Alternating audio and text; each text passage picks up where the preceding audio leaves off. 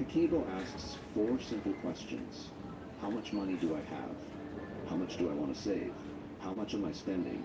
And here's the big one, how can I improve? Not how can I be perfect? How can I improve? That's the whole game. Here's what you do. Tonight, buy a small notebook. Not fancy, just a notebook.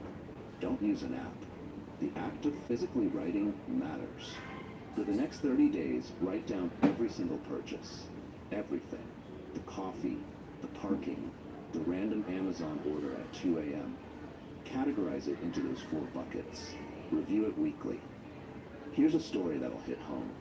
The woman I know started Kakebo after years of where did my money go? First month, she discovered $400 going to subscriptions she completely forgot about. Another $300 on impulse coffee and lunches. $200 on apps and digital purchases she didn't even remember downloading. She didn't cancel everything immediately. She just became aware. 6 months later, $4,000 saved. A year later, $10,000 emergency fund. Same income, different awareness. Awareness is the first step to wealth. You can't fix what you can't see.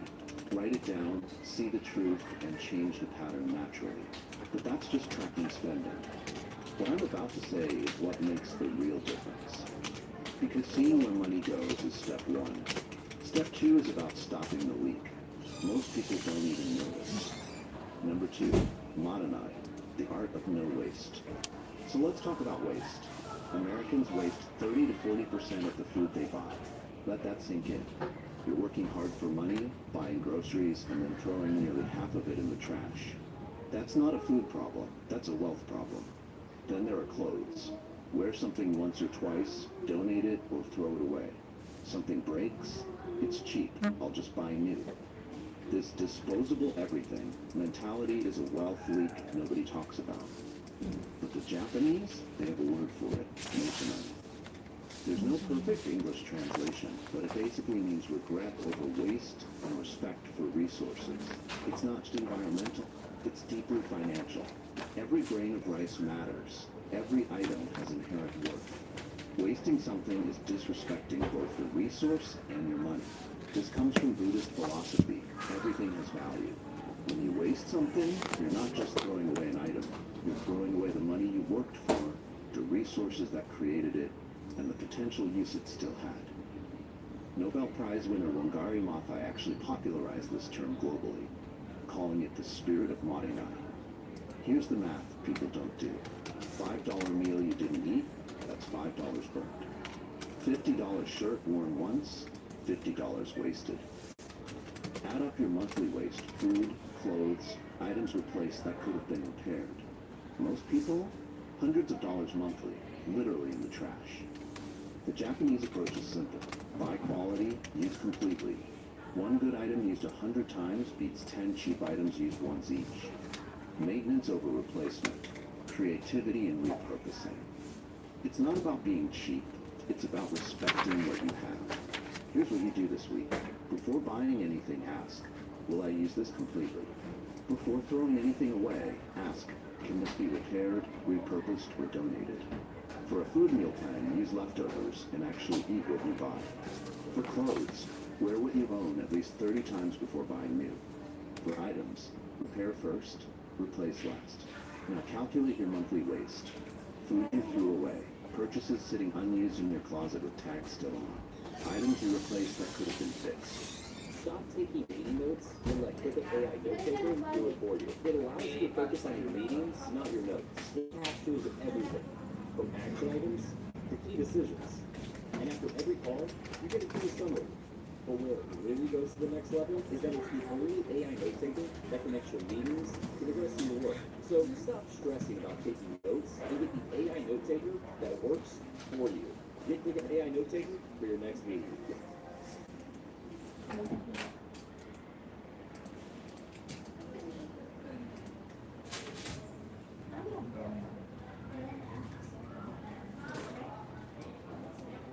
On Goldfish breakfast, I drove food, no it's substantial and grow, and blood foods. Unbelievable!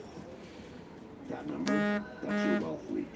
Plug it. Guy I know cleaned out his garage and found $2,000 worth of tools he bought and never used. The closet had $3,000 in clothes with tags still attached. Kitchen gadgets unopened. Total waste? Over $8,000 in purchased items were never used.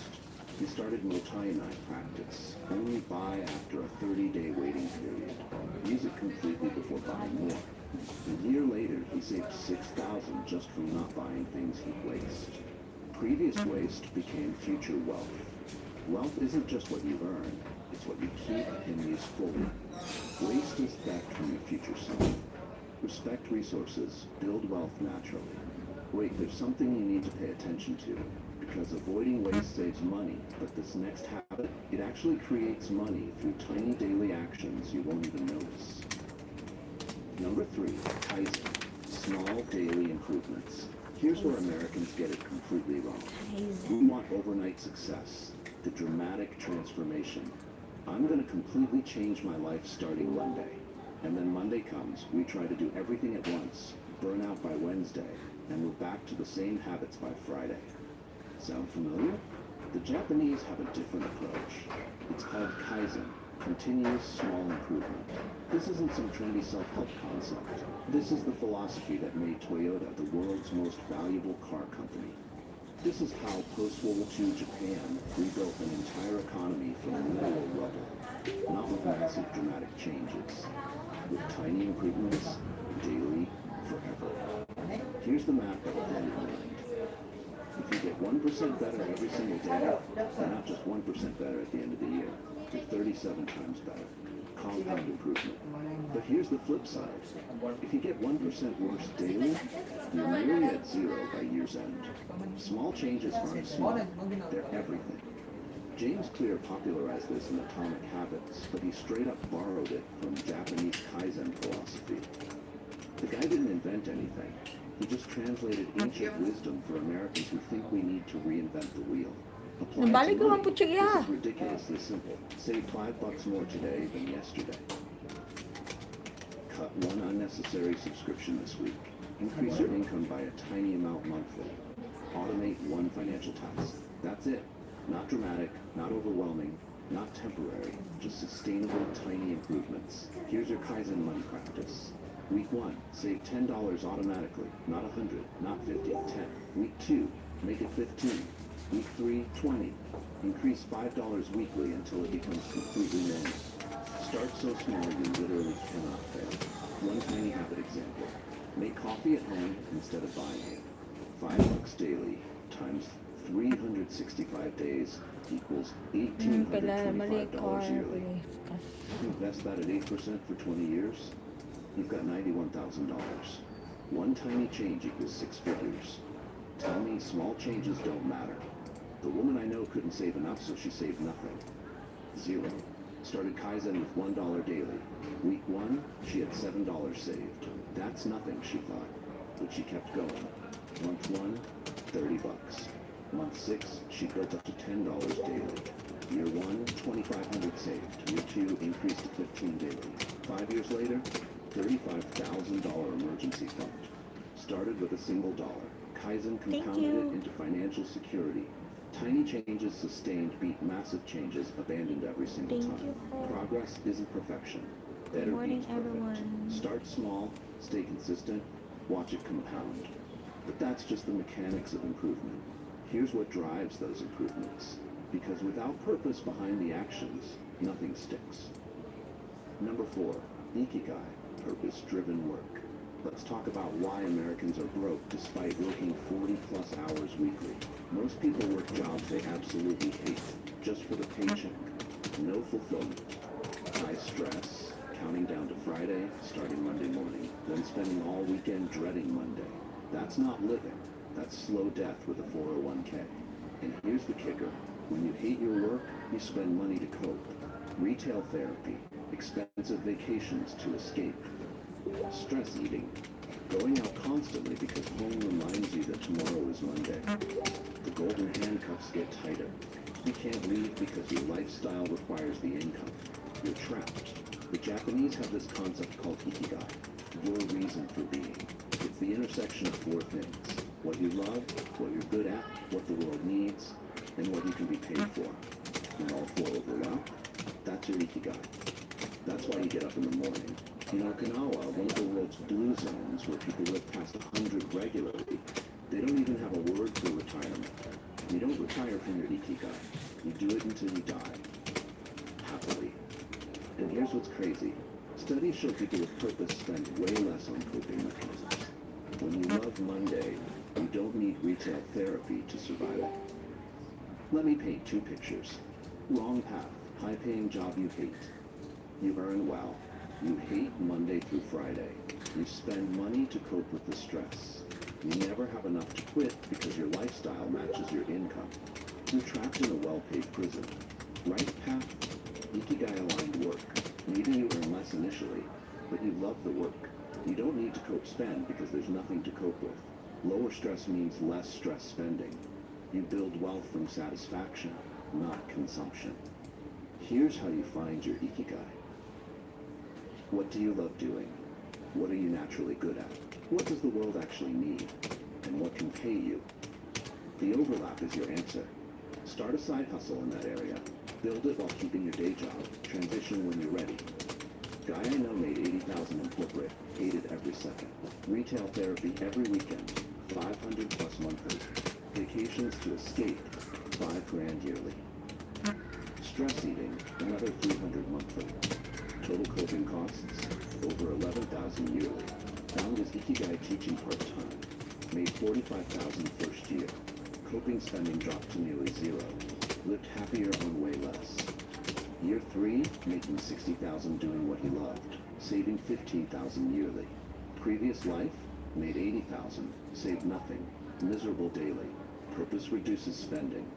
When you love Monday, you don't need to medicate the pain with purchases. Fulfillment is cheaper than coping. Do you see anything unusual? The answer is right here, because purpose-driven work reduces stress and spending. But Japanese philosophy goes even deeper into finding beauty in what you already have. Number 5, wabi-sabi, embracing imperfection. Here's what social media has done to us. We scroll through perfectly curated lives. Perfect houses, perfect cars, perfect everything. And then we look at our own lives and think, not good enough. So what do? We spend. Endless renovations, upgrading cars that run perfectly fine, replacing furniture that's still functional, chasing this Instagram-worthy perfection that doesn't even exist in real life. The Japanese have a completely opposite philosophy. It's called wabi-sabi, finding beauty in imperfection. Aged wood has character. Cracked pottery tells a story. Simple, imperfect, incomplete. That's where real beauty lies. It comes from Zen Buddhism and traditional tea ceremonies, where a simple, slightly imperfect bowl is considered more valuable than an ornate, perfect one. Applied to your stuff? Game changer. You don't need a perfect house. You don't need the newest car. You don't need a flawless wardrobe. What do you have? It's enough. That scratch on your table isn't a flaw. It's character. That older car isn't an embarrassment. It's a reliable friend with history. That simple house isn't inadequate. It's enough. Let me show you the contrast. The American mindset says your house must be perfect, so you're constantly renovating. Wabi-sabi says that your house has character. No renovation needed. American culture says your car must be new and flawless, so you're always upgrading. Wabi-sabi says your older car has charm. Keep driving it. See the difference? One bleeds money constantly. The other builds wealth naturally. Here's what you do. Look at what you already have through a wabi-sabi lens. That scratch on the table, it's from your kid's homework. That's a memory, not a defect. That faded paint, it shows your house is lived in and loved. That older car, it's proven reliable. That's valuable. Stop upgrading. Things that don't need upgrading. And honestly, cancel Pinterest, HGTV, and Instagram if they make you feel like what you have isn't enough. Comparison is the thief of contentment. And contentment is literally the foundation of wealth. A couple I know spent $30,000 on a kitchen renovation because theirs was outdated. Finished it, looked at their neighbor's new kitchen, felt outdated again. Spent another $15,000 on updates. Still not satisfied. Total burned, $45,000. Then they discovered wabi-sabi. Our kitchen works perfectly. The wear shows it's lived in. The imperfection's character. stopped renovating completely. That 45 grand invested, it would be 120,000 in 20 years. They chose acceptance over perfection. Built wealth instead of chasing impossible standards. Perfection is expensive. Contentment is wealth. The pursuit of flawless is the enemy of financial freedom. What you have is enough. Find the beauty there. Stop spending there. But accepting enough stops the bleeding. What's behind it is what will startle people, because there's a Japanese health habit that accidentally builds wealth while making you healthier. Number 6, Harahachi-bu, the 80% rule. Alright, let's talk about American portion sizes. They're absolutely ridiculous. We eat until we're stuffed, uncomfortable, unbuttoning our pants at the table. We consume everything in front of us because I paid for it. Meanwhile, we're spending a fortune on food, feeling terrible, and creating health problems that cost even more money. It's expensive in multiple ways. The people of Okinawa, who happen to be the longest-lived people on Earth, have this practice called harahachi-bu. It means eat until 80% full. You stop before you're completely stuffed, just comfortably satisfied. Not still hungry, not uncomfortably full, just enough. Science backs this up. Eating 80% naturally reduces your food costs by 20%. Better health means lower medical bills down the road. Less consumption means less spending. And living longer, you compound wealth for more years. It's a financial win across the board. But here's where it gets really interesting. You can apply this 80% rule to everything, not just food. You don't need 100% of your wants satisfied.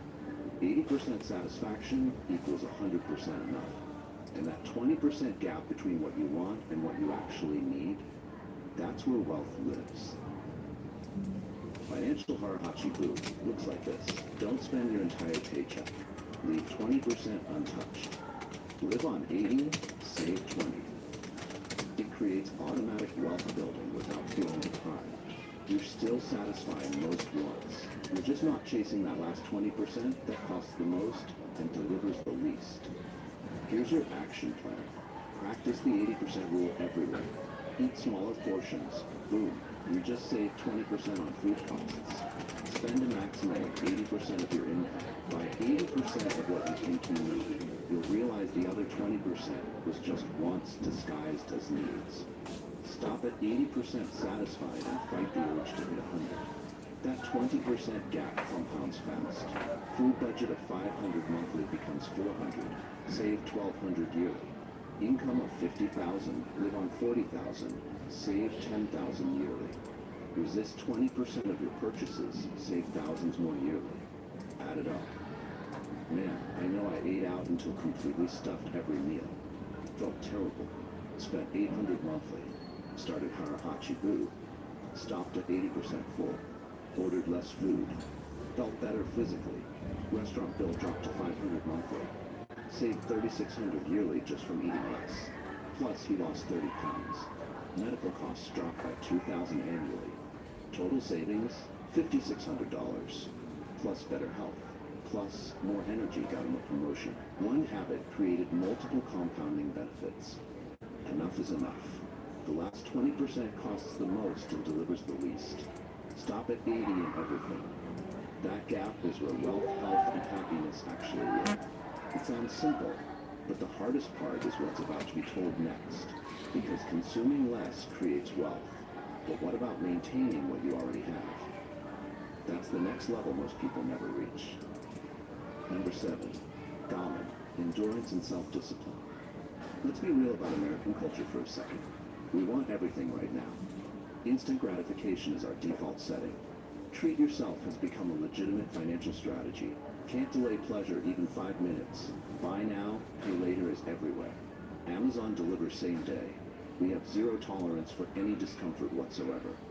The Japanese have this concept called gamen.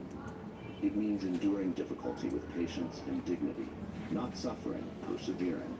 It's the ability to sit with discomfort without immediately medicating it with a purchase. And this trait, it's literally the difference between wealth and poverty. Here's what's crazy. After World War II, Japan was destroyed. Entire cities leveled, economy obliterated. You know how they rebuilt? Pure gammon. The entire nation practiced collective delayed gratification, saved aggressively, built slowly, persevered through discomfort, and became an economic superpower. Remember the Stanford marshmallow experiment? Kids who could wait 15 minutes for 2 marshmallows instead of eating one immediately? Those kids became more successful adults, more wealth, better health, happier lives. One single trait predicted everything, the ability to wait. That's gammon. Applied to money, it's simple but powerful. Want something? Wait 30 days. Feeling uncomfortable financially? Sit with it. Don't fix it with spending. Have a desire to buy? Practice gammon. Let it pass. Most desires fade completely if you don't act on them immediately. This is the exact opposite of Amazon's one-click buy, which is designed to eliminate gammon entirely. Here's the move. Add stuff to your cart instead of buying. Let it sit there. Review your cart once a month. Delete 90% of it. Boom. Gammon just saved you thousands without feeling restricted. Your action step is straightforward. Implement the 30-day rule starting today. Before any non-essential purchase, wait 30 days. Add it to a wish list. Sit with the desire without acting. 90% of those desires will completely disappear. The 10% that remain, those are actually important. Buy them then. The gammon muscle strengthens over time. The first week is difficult. The first month gets easier. The first year becomes completely natural. And you just saved thousands by simply waiting. A woman I know saw something she needed, bought it immediately, and repeated the cycle daily. Debt grew to $15,000. Discovered gammon and started the 30-day rule. First month, she wanted 20 different things. Waited. 30 days later, still wanted 2 things. Completely forgot about 18 of them. Bought those 2. Saved money on 18 impulse purchases. Kept practicing for a year. Debt gone. Savings growing. Same income, different discipline.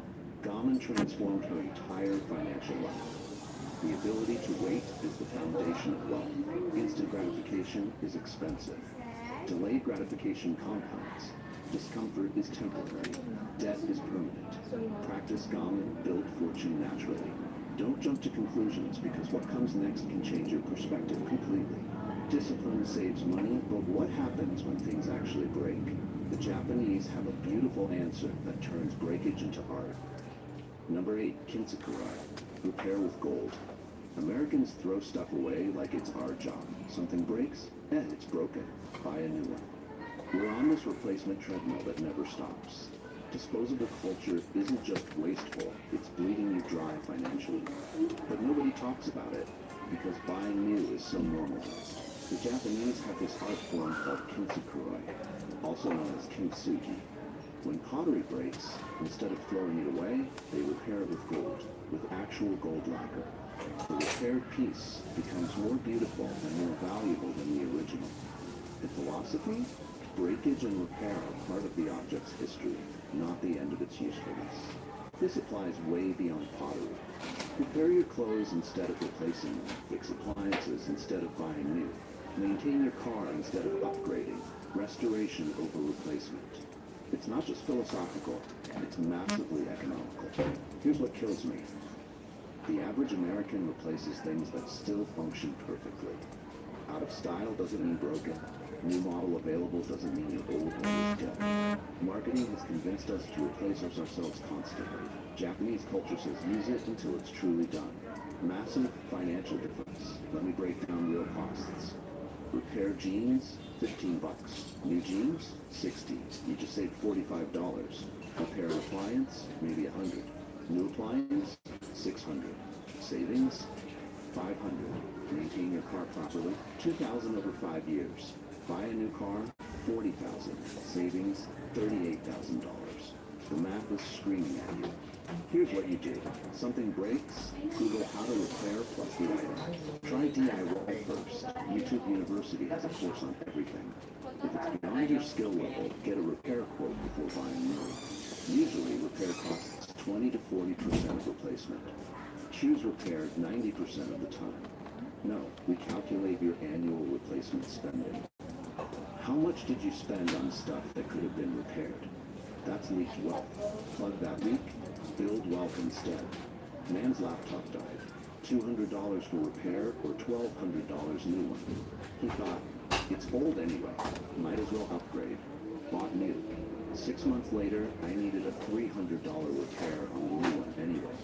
Realized he could have repaired the old one twice for the cost of the new. Started practicing kintsukuroi. Repaired shoes, 40 versus 120 new. Fixed the dryer, 100 versus 800 new. Patched his jacket, 20 versus 200 new. Year of repairs, $400 spent. It would have been $2,000 in replacements. Saved $1,600. Same stuff, better wallet, less waste. Repair celebrates history. Replacement chases perfection. History is cheaper and more beautiful. The broken thing repaired has more character than the perfect thing replaced. Wait, the most important part isn't the following story. Because all these habits work together, but there's one final principle that ties everything together and makes it all sustainable. Number 9, shogunai. Acceptance of what cannot be changed. Alright, final habit. And honestly, this might be the most important one because it ties everything else together. It's called shogunai. It means it cannot be helped. And before you think that sounds defeatist, hear me out. It's the opposite. It's not giving up. It's strategic acceptance. Americans stress about everything they can't control. The economy, inflation, other people's success. Where we started financially, past mistakes. We carry this weight constantly. And you know what we do with that stress? We spend money trying to feel better. Retail therapy. Stress shopping. Keeping up with people who don't even care about us. It's exhausting and expensive. And here's the vicious cycle. We stress about things beyond our control, spend money to cope with the stress, which creates more financial stress, which makes us spend more. Round and round until we're broke and miserable. The Japanese approach is completely different. Accept what you cannot change. Say shogunai, it cannot be helped, and release it. Then pour all your energy into what you can actually control.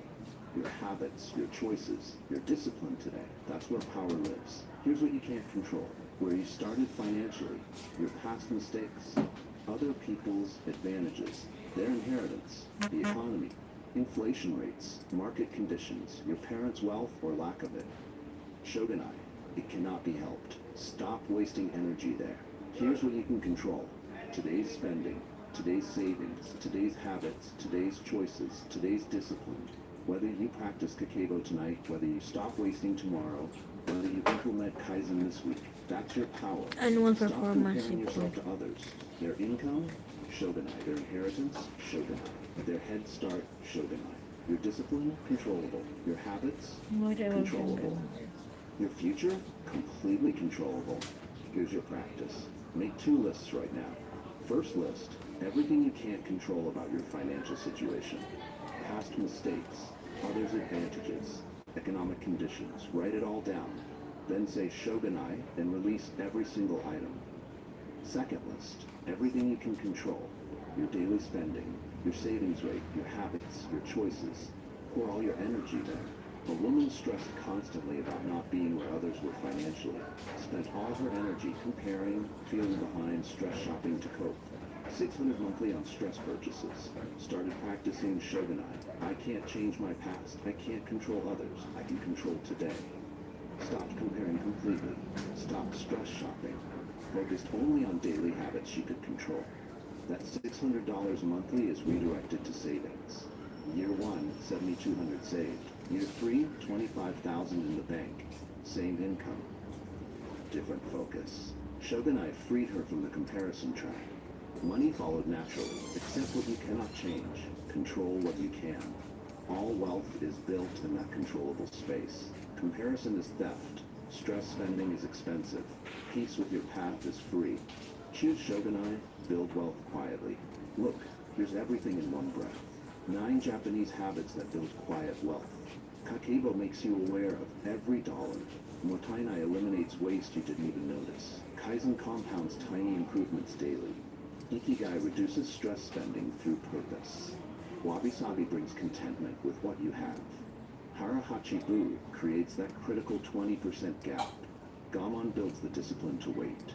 Kintsukuroi celebrates repair over replacement. Shogunai focuses energy where it matters. No luck needed. No stress required, just ancient wisdom applied to modern life. This week, pick one habit. Just one. Start ridiculously small. Kakebo, buy a notebook tonight. Maud and I, audit your waste this weekend. Kaizen, save $1 today. Don't try all 9 at once. That's the American way, and it fails. Master one, add another next month. Comment on which habit you're starting. Type the number 1 through 9. Already do it. If you practice these. Quiet wealth if this is your new path. Hit subscribe if this changed how you see money. Tell me what video you need next. Deeper Kakebo breakdown, practicing dominant Amazon culture, or Kinsakuroi for beginners. Japan built wealth from literal ashes using these habits. You don't need a catastrophe to start. You just need one choice today. Choose awareness over ignorance, discipline over impulse, contentment over comparison. Quiet wealth isn't loud or flashy. It's patient, disciplined, invisible, until one day it's completely undeniable.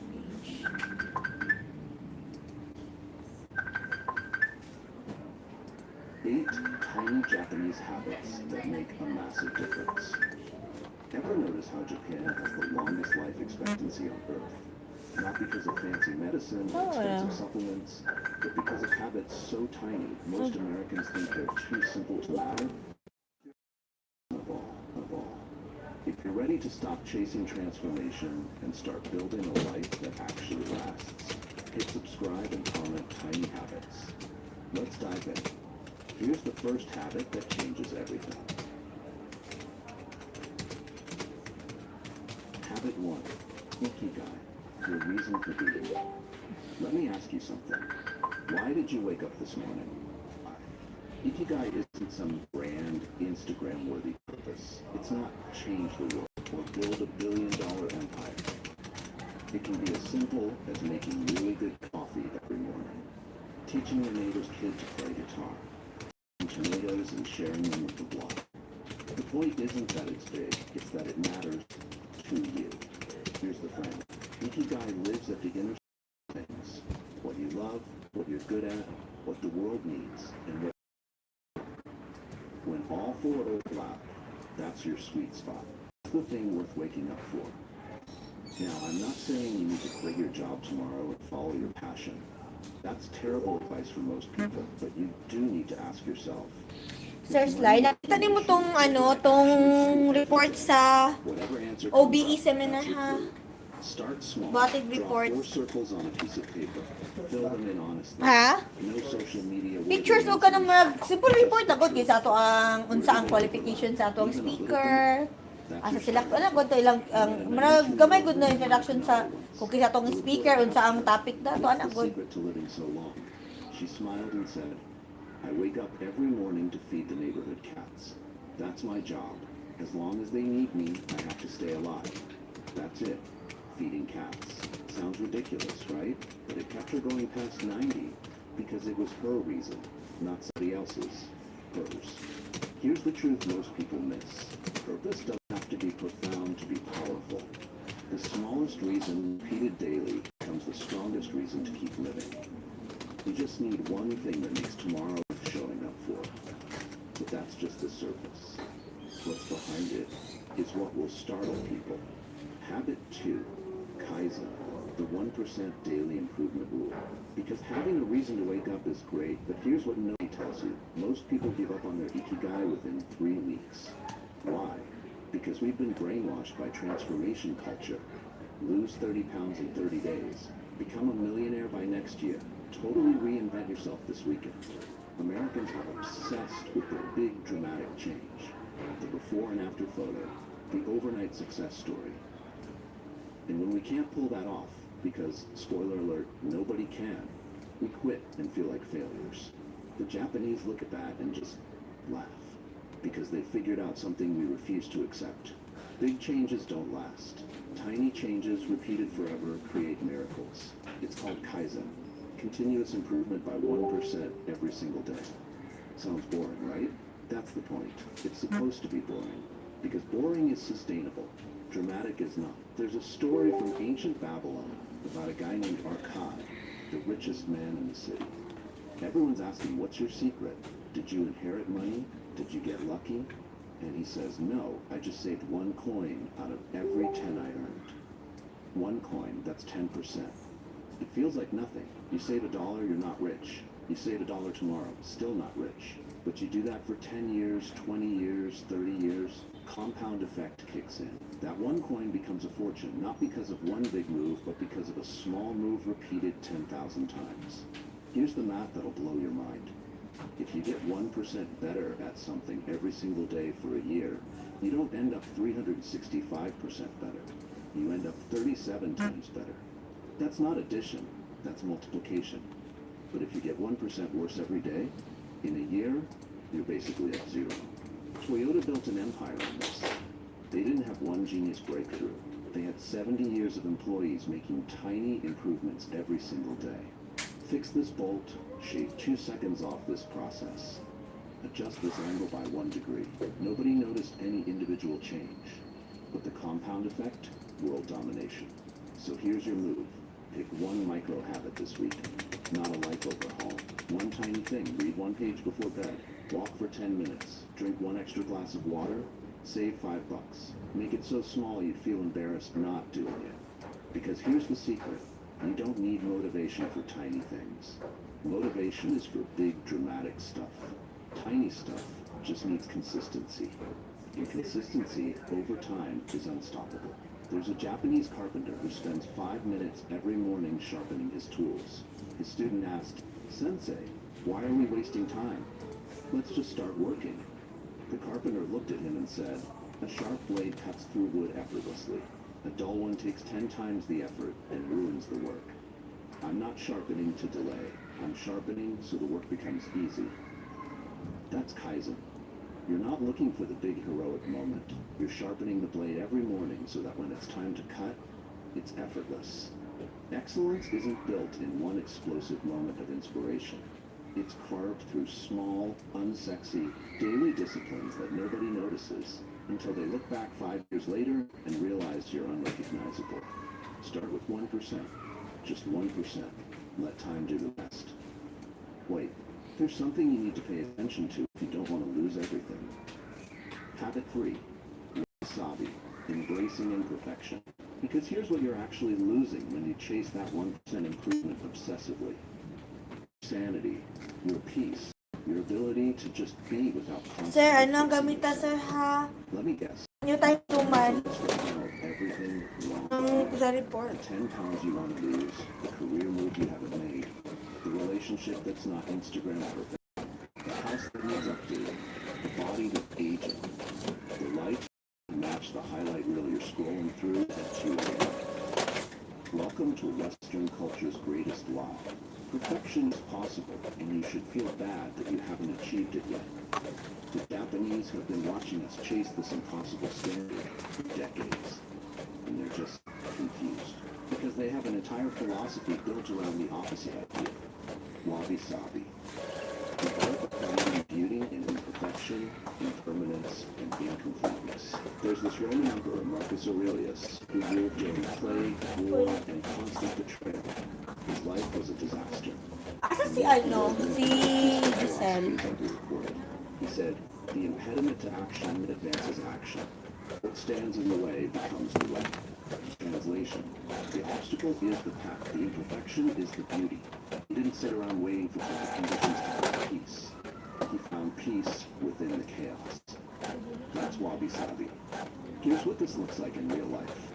The Japanese prefer old wooden furniture with cracks and warping, not because they can't afford new stuff, but because the wear tells a story. They keep chipped teacups as family treasures. They see wrinkles on a face as a map of laughter and tears, not something to Botox away.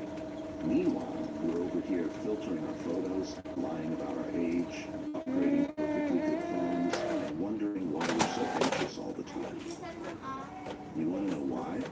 Open na bang bangko ron? Moving target. You can never catch it. Wala pa? Taw-taw na lang. You 9:30. lose the weight, now you need more muscle. You get the promotion, now you need a bigger title. You fix your house, now your neighbors is nicer. It's exhausting, and it's designed to be, because consumer culture profits from your dissatisfaction. Wabi-sabi says, stop. What if the crack in your wall isn't a problem to fix, but a house is lived? What if your scar isn't something to hide, but proof you survived? What if good enough is actually enough? Here's your assignment this week. Stop fixing one thing. Keep that chipped mug. Wear those jeans with the faded knees. Post one unfiltered photo. And when the voice in your head screams, but it's not perfect, say out loud, that's the point. Also, unfollow 3 accounts that make you feel inadequate. You know which ones. The perfect mom, the perfect body, the perfect life. Gone. Not staying inspired, you're staying miserable. There's a story about a tourist who visited a 300-year-old Japanese tea house. He noticed a crack running down one wall and asked, "Why don't you repair this?" The tea master smiled and said, "That crack appeared after 200 years of life. It reminds us that the house has survived storms, earthquakes, and time. Only new things are flawless because they haven't been tested yet. This crack is proof we endured." Here's the truth they don't want you to know. Perfection is sterile. It has no history, no soul, no resilience. Your imperfections aren't flaws. They're proof you've actually lived. The cracks are where the light gets in. The scars are evidence of healing. The mess is what makes you human. Stop trying to be perfect. Start trying to be real. You think you've understood everything? There's a detail that few people notice, but it's extremely important. Habit 4, Harahachibu. Eat until 80% full. Because while you're embracing your imperfect life, let's talk about the one area where Americans have perfected something: overeating. We don't just eat until we're full. We eat until we're stuffed, until we have to unbutton our pants, until we say things like, "I'm in a food coma and I can't move," and then we do it again tomorrow. Breakfast burrito the size of your head. Lunch that requires a nap. Dinner that makes you hate yourself. Meanwhile, in Okinawa, Japan, where people regularly live past 100, they have a saying, "Hara Hachibu." It means eat until you're 80% full, and then stop. Not because they're dieting, not because they're punishing themselves, because they figured out that feeling not quite full is actually the secret to feeling great. Here's the thing Americans refuse to accept. Your stomach is not a trash can. You don't have to finish everything on the plate. Your mom lied. There are not starving kids who benefit from you eating past the point of satisfaction.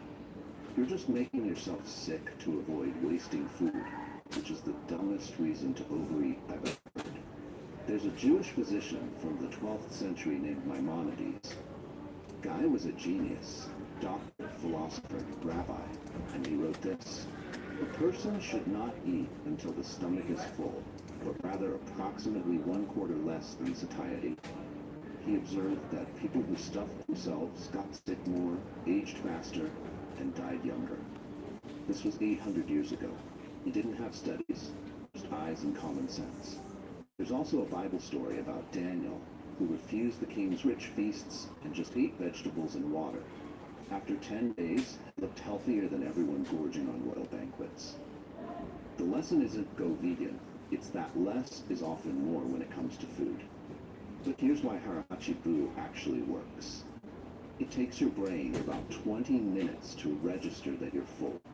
So if you eat fast and don't stop until you feel full, you've already overeaten by the time your brain catches up. You're running on a 20-minute delay, constantly overshooting the target. The Japanese eat slowly. They put their chopsticks down between bites. They talk. They notice the food. And they stop at 80 cent, which means by the time their brain registers fullness, they want perfect satisfaction, not regret. Here's what happens when you do this. Lower inflammation, better digestion, more energy, clearer thinking, longer life. All from eating less. Wild concept, right? This week, try this. Use a smaller plate. Seriously, it's a visual trick. It works. Put your fork down between bites. Chew slowly. Halfway through your meal, pause and ask yourself, am I still hungry or am I just eating because it's there? If it's the latter, stop. Wrap it up. Eat it later. Your body doesn't need more food. It needs space to process what you've already given it. There's a story about an elderly Japanese man eating a small bowl of rice and vegetables. His grandson says, "Grandpa, why not eat more? We have plenty." The old man smiles and says, "I eat to live, my boy. I don't live to eat. If I fill my stomach completely, I fill it with food. But if I leave space, I fill it with years. He lived 203. Your body doesn't need to be full to be satisfied. In fact, it thrives in the space you leave for it to breathe, heal, and function. Hunger isn't your enemy. Overfeeding is. But that's just the obvious part. And what I'm about to say is what makes the difference. Habit 5. Shinrin-yoku, forest bathing. Because even if you're eating perfectly and embracing imperfection, there's still something quietly destroying you that nobody's talking about. You're indoors all the time. Like seriously, when's the last time you spent more than 20 minutes outside without a destination, or workout goal, or your phone? I'll wait. Here's the uncomfortable stat. Americans spend 93% of their lives indoors. Cars, offices, homes, gyms, stores. We've basically become indoor houseplants that occasionally go outside to complain about the weather. And then we wonder why we're anxious, exhausted, and feel disconnected from everything. The Japanese have a prescription for this. It's called Shinrin-yoku, forest bathing. And before you roll your eyes and think this is some hippie nonsense, let me tell you, this is actual medicine in Japan. Doctors prescribe it. Insurance sometimes covers it, because it works. Here's what's wild. Even Jesus knew this. When he needed to reset, recharge, or make big decisions, where did he go? Not to the temple, not to a building. He went to the mountains, the wilderness, the gardens. Come away to a desolate place and rest a while, he told his disciples. Not come to another meeting. Not come to the gym. Go to nature. The Psalms say it clearly. He makes me lie down in green pastures. He leads me beside still waters. He restores my soul. Not he makes me lie down in my office chair and scroll TikTok. Green pastures. Still waters.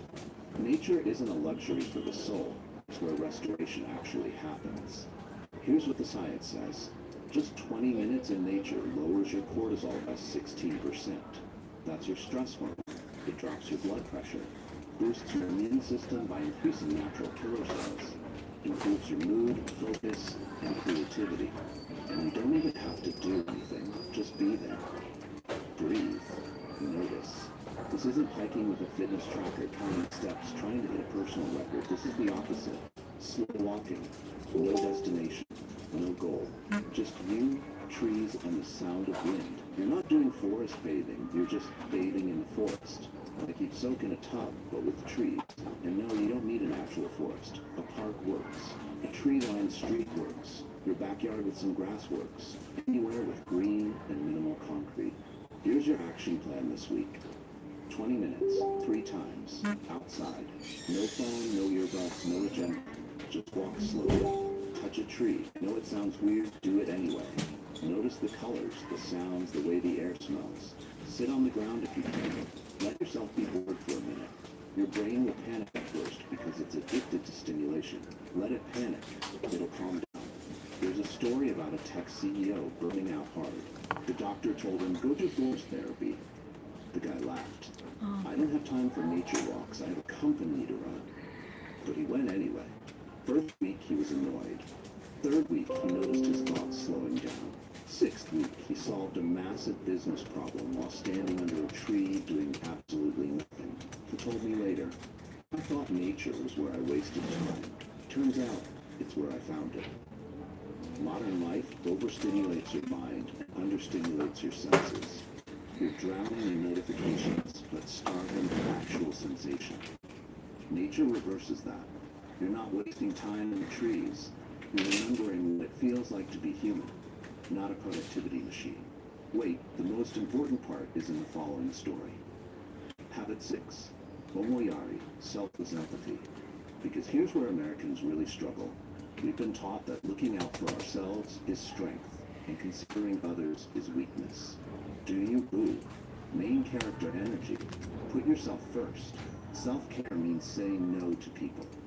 We're so obsessed with individualism that we've accidentally created the loneliest generation in human history. We're all main characters in our own movies, and nobody's watching each other's films. The Japanese have a completely different approach. It's called omoyari, selfless empathy. And it's not just a nice idea, it's the invisible glue holding their entire society together. together. Here's what it looks like. You're on a train in Tokyo.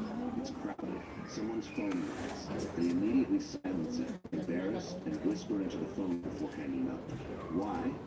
Because loud phone calls disturb others. That's Omoyari. You adjust your behavior so others don't have to suffer. In America, someone's blasting a full conversation on speakerphone in the grocery store, and we're all supposed to just deal with it because they can do what they want. There's a parable Jesus told that nails this. A guy gets beaten, robbed, and left for dead on the side of the road. The priest walks by, too important, too busy. A religious leader walks by, not my problem. Then a Samaritan, the despised outsider, stops.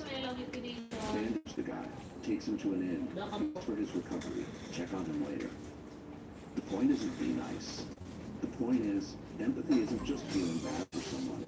It's anticipating their need and acting before they have to ask. The Samaritan didn't wait for the guy to say, "Excuse me, could you help?" He saw the need and moved. That's Omoyari. You don't wait to be asked. You notice, you adjust, you help. Jewish teaching has a concept called Gemilut Chasadim, acts of loving kindness. Rabbi Hillel said, that which is hateful to you, do not do to your fellow. Not just don't harm people. Actively prevent harm by being considerate. Omoyari shows up in tiny, invisible ways, speaking quietly in public so you don't disturb people. Assign lang Cleaning mga up your good. space in a coffee shop more than your own mess. Holding the elevator an extra 3 seconds when you see someone rushing. Moving to the side when someone's in a hurry. Offering your seat without being asked. It's micro-consideration, repeated constantly. And when everyone does it, society becomes Tanggalin dyan eh. peaceful, respectful, Kay. Mungkagon man daw Here's ni your pero ana practice sa this ko week. namo ko Notice daw one person's demolition unstated need fee every single nasa day. 10k The daw ang tired demolition mom fee struggling with the Tapos? stroller. The ano stressed ko ibutang coworker na who's tanan drowning. yung sa The stranger Yo, tanggalon man gyud na. Then, adjust kung your sa behavior pawan mo daw siya without mumubo daw Masama to kamubo. Tanggalon gyud siya. Ipakita na nimo si BIT. oh baby Di ba si BIT? help. Di ba kita mo si BIT nga ano nga gihawa man ni tanan. Nga naman natapos sa si BIT ba ya?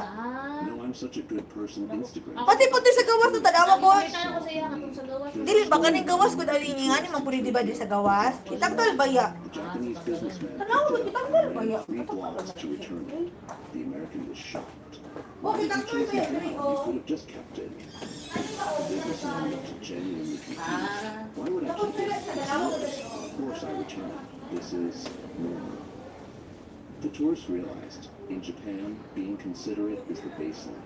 In America, being considerate is exceptional. We've made empathy optional instead of automatic. Don't lose yourself by considering oh others. pinlay tong You ano find daw yourself in the connections you create. Selflessness isn't weakness. It's the thing that keeps Tapos ang society color, yun sila yung color. mag ano daw siya mag-propose daw siya og design Color. kung asa daw inyong gusto Do you see Okay. anything unusual? Sa to? The answer is right here. Habit 7. Gammon, dignified endurance. Because here's the unusual thing about being considerate to everyone else. Eventually, life is going to be inconsiderate to you. And when that happens, most Americans completely fall apart. Traffic jam, road rage, slow barista, complaint to the manager, minor inconvenience, full meltdown on social media. We've been taught that every feeling needs to be expressed immediately. Every discomfort needs to be complained about. And if something bothers us, someone else needs to fix it right now. The result? We're a nation of grown adults throwing tantrums in grocery store parking lots because someone took our spot. The Japanese have a completely different relationship with hardship. It's called gammon, dignified endurance. And before you say, oh great, so just suppress everything Dili and man pretend gyud you're na fine, reduction. stop. That's not what this is. Gammon isn't about pretending pain doesn't exist. It's about choosing not to let pain control you. There's a guy in the Bible named Job who lost everything in one day. Wealth, gone. Children, dead. Health, destroyed. His friends told him, just curse God and give up. And Job said, no. He grieved. He was honest about the pain, but he refused to let the pain define let reality break you. The named Epictetus. God was a slave, tortured, lived, and he emerged as one of the wisest teachers in history. Not because his life didn't suck. It absolutely did. but because he said, it's not what happens to you, but how you react that matters. You can't control traffic. You can't control the weather. You can't control other people's incompetence. But you can control whether you let those things destroy your inner peace. Here's what Gamma looks like in practice. Traffic jam. American response, honking, yelling, cortisol through the roof, arrives at destination furious. Japanese response, accept it, use the time to think or rest, arrive calm. Same situation, completely different experience. Not because the traffic disappeared, but because one person refused to give their power away to something they couldn't control. Here's your challenge this week. Notice when you complain.